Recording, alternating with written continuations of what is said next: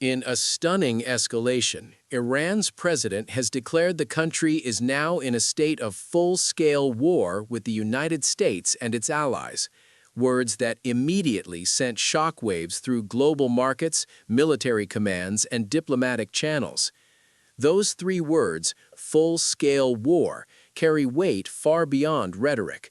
They signal a moment where the rules may be changing, where long-simmering tensions threaten to boil over into something direct, open, and uncontrollable. This is not another headline about rising tensions. This is a line being drawn in public for the world to hear. Tonight, governments are scrambling, analysts are recalculating risks, and ordinary people are asking the same question: what happens next? But first, what does full-scale war actually mean? Is this a legal declaration under international law, a political warning meant to deter further action, or a calculated act of psychological warfare designed to shift perception and posture? For years, conflict in this region has existed in the shadows: proxy forces, deniable strikes, cyber operations, and strategic ambiguity. What makes this moment dangerous is not clarity, but the lack of it. When leaders use language this absolute without defining it, every military movement, every system failure, every miscalculation suddenly carries the risk of being interpreted as an act of war. Ambiguity doesn't calm conflicts, it accelerates them. This moment did not appear overnight. It is the result of years, decades of sanctions, regional proxy wars, cyber attacks, covert operations, and unresolved grievances. Each incident raised the temperature slightly. Each response normalized escalation. And then came a trigger. Perhaps an airstrike that crossed an unspoken red line, a naval incident in contested waters, a targeted assassination, a cyber attack that darkened cities or crippled infrastructure.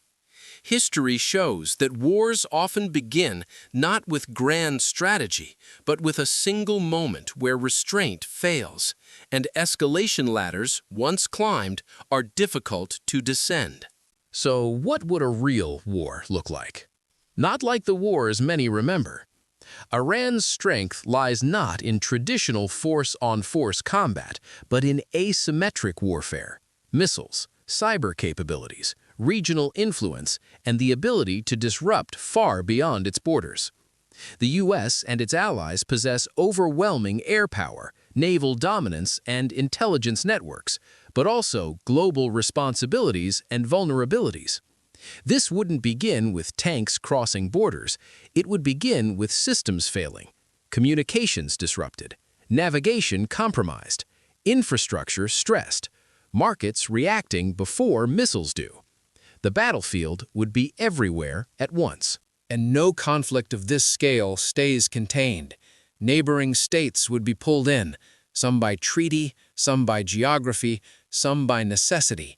Shipping lanes could be threatened, energy supplies disrupted, civilian populations caught between strategic objectives and human survival.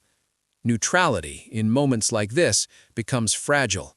Pressure builds quickly, choices narrow, and once regional dominoes begin to fall, stopping them becomes exponentially harder.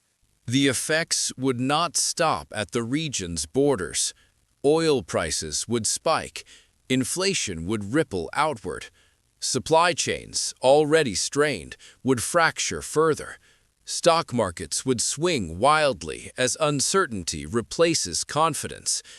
And beyond economics lies human displacement, refugees fleeing instability, humanitarian systems stretched thin, aid corridors endangered. In a globally connected world, no country is truly far away from war anymore. Which brings us to the most urgent question: is there still a way out? Are diplomatic channels still open or merely performative? Do mediators have real leverage or just symbolic presence? And what happens when leaders believe backing down is more dangerous than pressing forward? History tells us that wars often continue not because victory is certain, but because retreat feels impossible. And beneath every strategic calculation lies the human cost. Civilians who had no vote in these decisions. Soldiers carrying out orders shaped far above their rank. Families wondering whether their cities will still stand tomorrow. War is discussed in terms of capability and consequence, but lived in loss, fear, and uncertainty. Every escalation multiplies the number of people who will pay the price for decisions made in rooms they will never enter. History shows that wars rarely start the way leaders expect and never end the way they promise. Declarations are easy. Control is not. The question before the world tonight isn't who would win a full-scale war, but whether one can still be stopped before it fully begins. Because once escalation becomes momentum, even the most powerful actors may find themselves unable to slow it down. And that is the real danger of this moment.